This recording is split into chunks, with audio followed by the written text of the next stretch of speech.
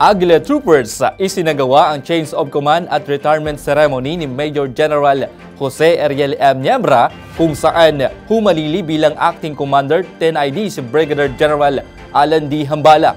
Dumalo naman sa seremonya si Commanding General Philippine Army Lieutenant General Roy Galido at former President Rodrigo Duterte. Si Aguila Trooper Brian Bilotindo sa detalye.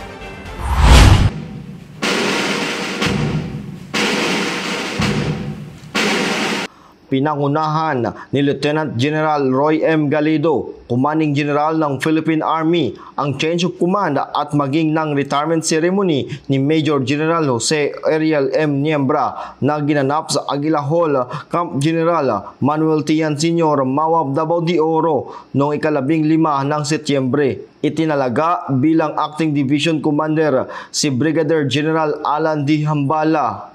Malaki ang pasasalamat ni Major General Niembra sa mga stakeholder, pribadong sektor, lokal at nasyonal na ahensya ng gobyerno sa suporta nito sa kampanya ng Aguila Division. Partner stakeholders, marami dito ay mention din na some of our NGOs and LCAs and NGAs as well as friends from the private sector whom I have the privilege of working with. Thank you for extending service support to the 10th Infantry Division. Nanindigan naman si Brigadier General Hambala na ipagpatuloy niya ang mga nasimulan ni Major General Niembra. As we perform our tasks, we should be always guided by our Commanding General Philippine Army command philosophy with acronym Army, which stands for always brave, be reliable, responsive and relevant, mission-oriented and moral is paramount, and yet for unity, for a strong army and AAP, and for a strong nation.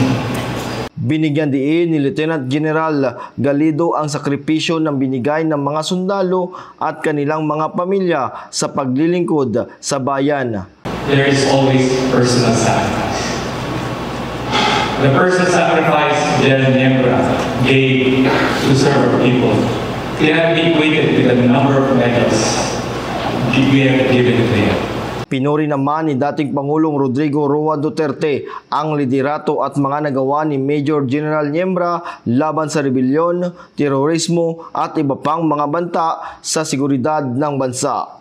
I give my utmost thanks to Major General Jose Ariel Niembra for your unwavering dedication, outstanding leadership, and tireless commitment during your tenure as commanding officer of the 10th Infantry Division. Mula dito sa Mawab, Davao de Oro, ang inyong Aguila Trooper Brian Bilotindos para sa Aguila News Network.